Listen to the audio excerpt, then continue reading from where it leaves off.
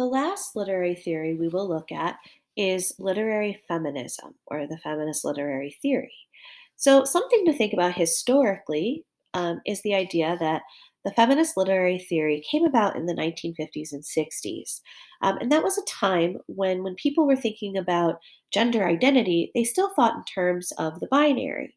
Today, we now understand that gender can be fluid and that there isn't necessarily just men and women, right? That there are many different ways to identify in terms of one's gender. However, in this case, literary feminism takes a look at the binary between men and women and thinking about how literature for thousands of years we have to think about that men and women have not had equal representation or treatment over time.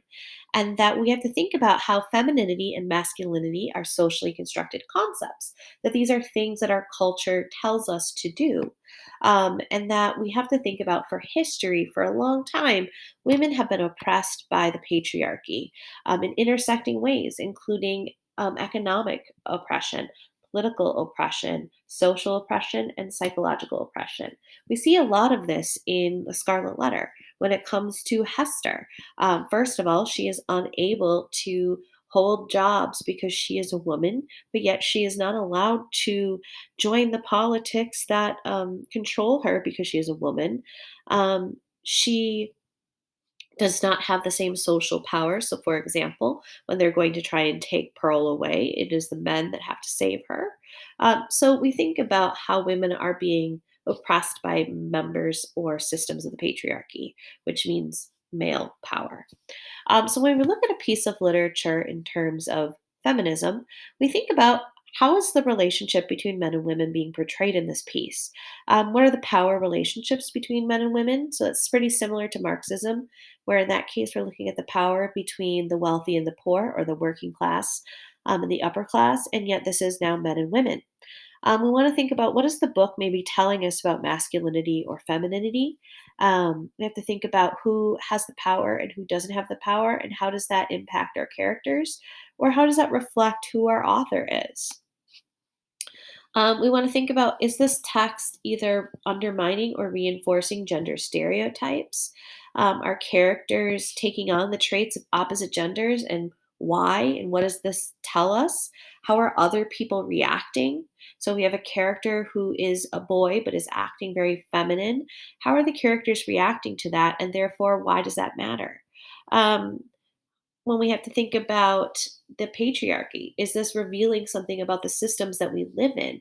If we have, for example, a woman who has been widowed and therefore cannot find a job, and therefore her children end up on the streets, does that tell us something about the society in which she lives in terms of her gender, and how does that impact her? What are the marital expectations of the characters? And what is the impact that these expectations have on the characters? What are the behavioral expectations, and how does that impact them based on their gender? And then we also want to consider, if the main character is a female, or any character is a female, how would this story be different if they were male, or vice versa? So, of course, I have a picture of Cinderella. And so I think it's really interesting to note that this Disney version of Cinderella, Cinderella is oppressed by her family, but yet her only way out is marriage. And I think one, when looking at it through a feminist lens, would consider, what does that tell us about the ways that women can rise socially or economically, in the fact that the only way out of their situation is to marry up. And therefore, it is not her hard work, it is not her tenacity, it is simply her beauty and grace that lets her get ahead. And so that tells us something about um, the feminist view of this piece of literature.